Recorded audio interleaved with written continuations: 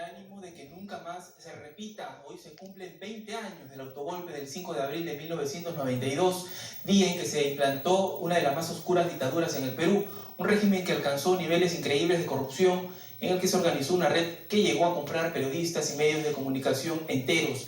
Veamos el siguiente informe especial de David Ponce de León.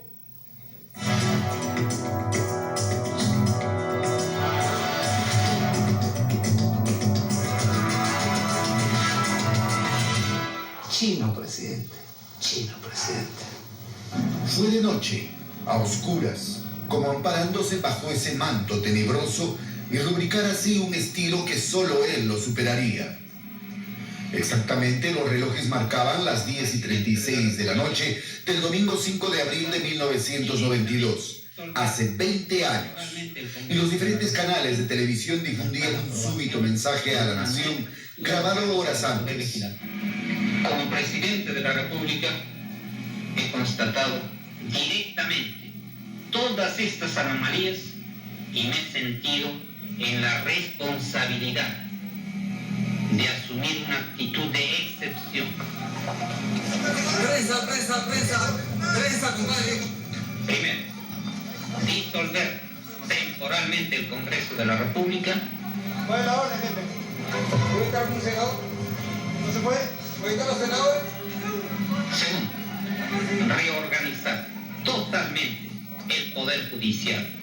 No había terminado de hablar cuando decenas de tanques se desplazaban por las calles.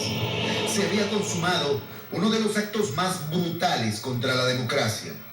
Disolvía el Congreso de la República, declaraba en reorganización el Poder Judicial, el Consejo Nacional de la Magistratura, la Contraloría General y el Tribunal de Garantías Constitucionales. De esta manera, imponía su denominado Gobierno de Emergencia y Reconstrucción Nacional. Mientras las Fuerzas Armadas tomaban el control de los principales medios de comunicación y cercaban la casa de los principales líderes políticos de oposición al régimen. Este recurso espurio, que le cambiaba el rostro al país, le entregaba un amanecer gris, con militares y policías en las calles y plazas. Era arrestado en su propio domicilio el presidente de la Cámara de Diputados, Roberto Ramírez del Villar, y arremetía contra el decano del Colegio de Abogados, Raúl Ferrer.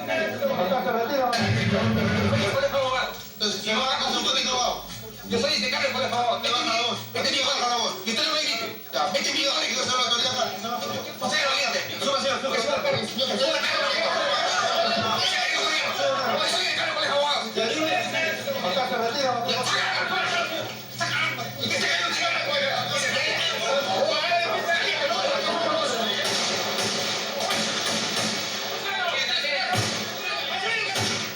Igual ocurría con el presidente de la Cámara de Senadores, Felipe Osterling. Yo estuve sujeto a detención domiciliaria durante una semana, que fue un acto vejatorio absolutamente innecesario. Mientras el mundo contemplaba atónito cómo se cometían tropelías en nombre de la reconstrucción nacional, Sendero Luminoso terminaba por exasperar con sus crímenes contra el país y contra la fuerza pública. La campaña oficial contra la partidocracia había calado en muchos ciudadanos. A esto se sumaba la creciente pobreza y el desempleo que le hacía concebir que despidiendo al Congreso habría dinero para aumentar, por ejemplo, los sueldos de los 200.000 maestros del país.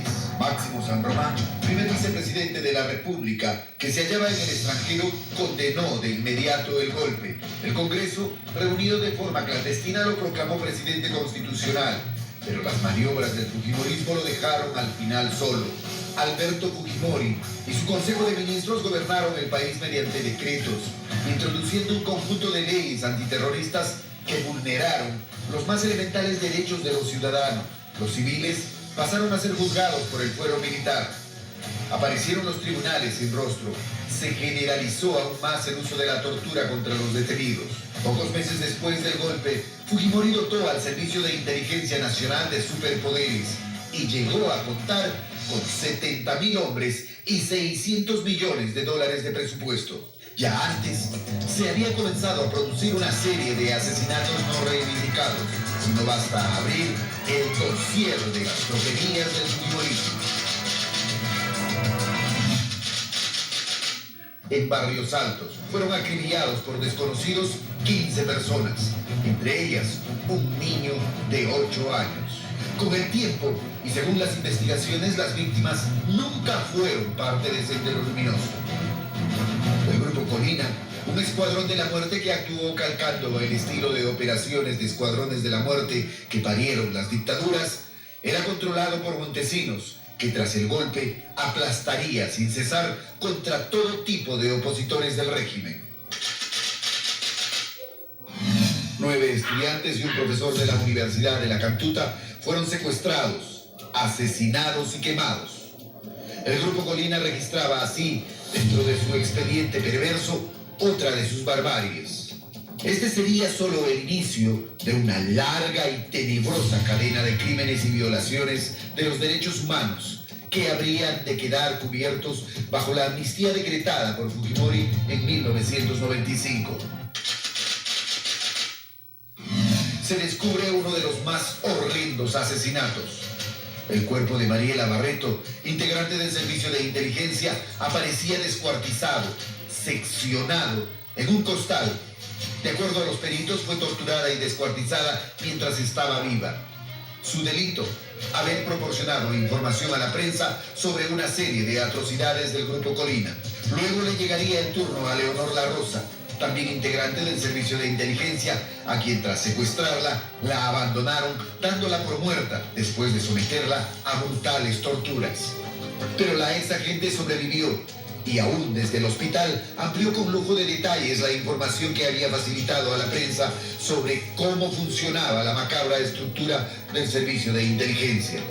Poco después, en abril de 1997, Frecuencia Latina se atrevió a difundir declaraciones de Leonor La Rosa, quien reveló cansada de las atrocidades que ejecutaban y filtró información de ese siniestro organismo y que permitió develar la besanía con que operaban contra periodistas y políticos opositores del régimen. En el 2000, tras triunfar en las nuevas elecciones presidenciales a través del fraude, Fujimori comenzó a diseñar una ampliación de una amnistía para los militares, proponiendo que esta fuera aplicada no solo para los excesos cometidos durante la lucha contra la subversión, sino también para los registrados en la lucha contra el narcotráfico. Mientras, el saqueo inescrupuloso de una inmensa cantidad de recursos del erario nacional de un país miserable proseguía. Luego, cuando ya muchos veían un tercer periodo como un hecho consumado, el régimen se vino súbitamente abajo. Son varias las razones que explican esa caída. La movilización ciudadana, harta del abuso y de la corrupción. El video que mostró lo que todos sabíamos. Y el cuestionamiento internacional por la realización de unas elecciones que no podían ser calificadas de libres y justas. Fujimori, aprovechándose de un viaje oficial, huyó del país. Luego de una patética y desesperada búsqueda de las famosas maletas con los videos que lo incriminaban. Una vez en el Japón, renuncia a la presidencia vía fax. Tal vez, por primera vez en la historia, no hubo borrón ni cuenta nueva. La voluntad política del presidente de Transición Democrática, Valentín Paniagua, y un grupo de sus colaboradores y unos cuantos jueces, fiscales y procuradores, a quienes no les tembló la mano, aplicaron la ley a todos por igual, incluyendo a exministros, altas autoridades de los poderes del Estado, generales, algunos empresarios, entre otros. Cerca de 350 personas, entre ellas militares, líderes políticos, parlamentarios, jueces, banqueros y empresarios, dueños de estaciones de televisión, aparecieron gravemente comprometidos en el colosal montaje de corrupción, gracias a los videos filmados por el propio Montesinos. Más de 40 investigaciones se abrieron en distintos órganos de justicia con una veintena de personas sometidas a arresto domiciliario.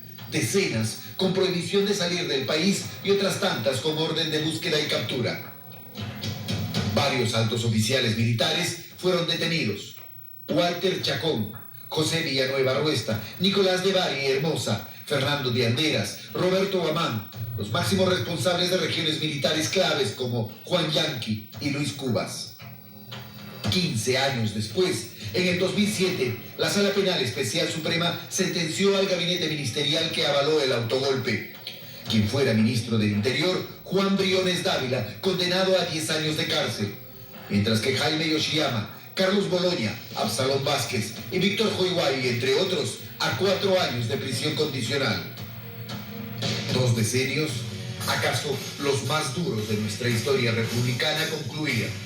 Desde la elección de Alberto Fujimori, su autogolpe, la corrupción y el autoritarismo, pasando por la fuga a Japón, su renuncia por fax y el colapso del fujimorismo, es preciso saber, contabilizando como en un libro mercantil, los activos y los pasivos que deja esta situación. En el plano más alto de la política, el saldo es altamente negativo, con facturas por cancelar y una operación que jamás debe repetirse.